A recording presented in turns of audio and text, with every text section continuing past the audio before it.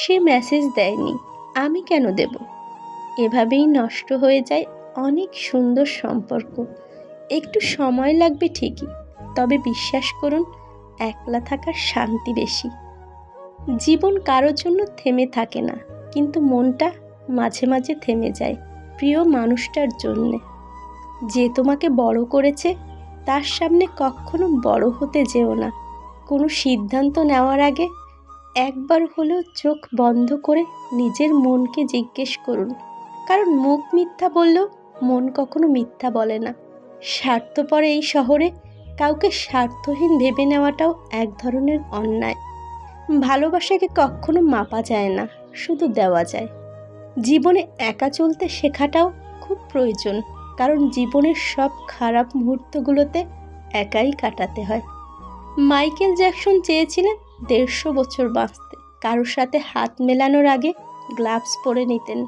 মানুষের ভিড়ের মধ্যে যাওয়ার আগে মুখে মাস্ক পরে নিতেন। তার ব্যক্তিগত দেখাশোনা করার জন্য বিশ্বের টপ 12 জন ডাক্তার নিযুক্ত ছিল সব সময়, যারা তার মাথার চুল থেকে পায়ের নখ পর্যন্ত চেক আপ করত।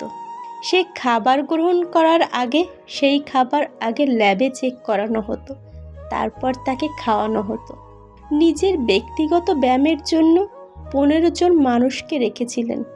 মাইকেল জ্যাকসন ছিলেন একজন কৃষ্ণাঙ্গ, তাই সে তার পুরো শরীরকে প্লাস্টিক সার্জারির মাধ্যমে সাদা করে নেয়। এরপরে নিজের কালো বাবা মা এবং কালো বন্ধুদের ছেড়ে দেয়। এর পরিবর্তে ভাড়াটে মা বাবা ও বন্ধুদের রেখে দেয়। সে বিবাহ পর্যন্ত করেছিল সাদা চামড়ার মহিলা দেখে। সে তার ব্যক্তিগত নার্স ডেভিকে বিবাহ করে। সে 150 বছর বাঁচার লক্ষ্য নিয়ে জীবনে এগিয়ে চলছিল। সব সময় অক্সিজেন সাপ্লাই দেওয়া রুমে বিশ্রাম নিত। এমনকি অঙ্গদান করা ব্যক্তিদেরও নিজের কাছেই রেখে দিয়েছিলেন।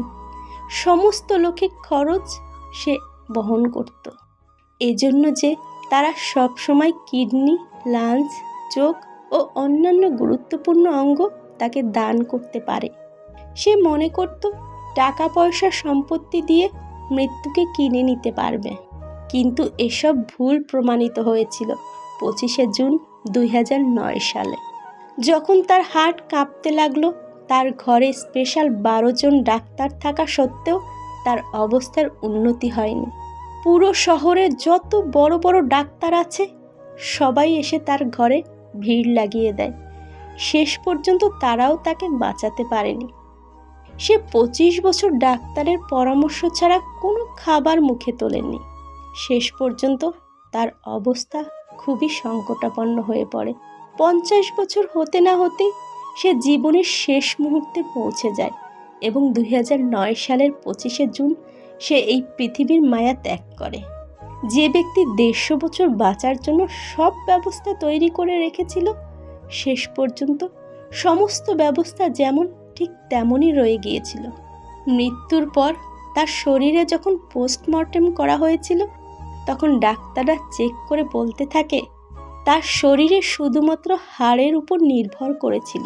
তার মাথা চুলহীন ছিল, এমনকি তার ঘাড়ের পিছনের হাড়ও ভেঙে গিয়েছিল। তার শরীরের বিভিন্ন জায়গায় সূঁচের দাগ ছিল।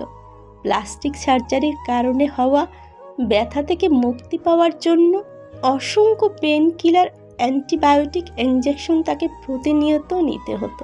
তার শেষকৃত্য অনুষ্ঠান পৃথিবীর 300 কোটিরও বেশি মানুষ সরাসরি টেলিভিশন ও অনলাইনে দেখে, যা এই পর্যন্ত সর্বোচ্চ বেশি দেখা লাইভ টেলিকাস্ট ছিল। আসল সারমর্ম হলো, আপনার কাছে যতই টাকা পয়সা থাকুক না কেন, কোনো এক সময় সেসবের কিছুই আপনার কাজে আসবে না। তাই সাধারণ জীবনযাপন করাই সর্বশ্রেষ্ঠ ও উত্তম দিক। মৃত্যুকে জয় করা এই পৃথিবীর কারো পক্ষেই সম্ভব নয়, আর মৃত্যুর পর কী ঘটবে সেটাও কেউ জানে না। তাই এই জীবনে জীবিত থাকা অবস্থায় সাধারণ জীবনযাপনের সঙ্গে সঙ্গে মহৎ কাজ ও নিঃস্বার্থভাবে অন্যকে সাহায্য করুন। এতে করে দেখবেন আত্মা ও পরমাত্মা সবাই খুশি থাকবে। তেলযুক্ত খাবার ও তেলযুক্ত কথা দুটোই সুস্বাদু ও মিষ্টি। প্রথমটা নষ্ট করে শরীর, আর দ্বিতীয়টা নষ্ট করে সমাজ। পকেট ভর্তি টাকা আর পকেট ভর্তি অশিক্ষা বড় বিপজ্জনক কম্বিনেশন। আজ এ পর্যন্ত। ভিডিওটা ভালো লাগলে প্লিজ একটা লাইক করবেন। চ্যানেলে নতুন হয়ে থাকলে সাবস্ক্রাইব করার অনুরোধ রইল। ভিডিওটি শেষ পর্যন্ত সঙ্গে থাকার জন্য সকলকে অসংখ্য ধন্যবাদ।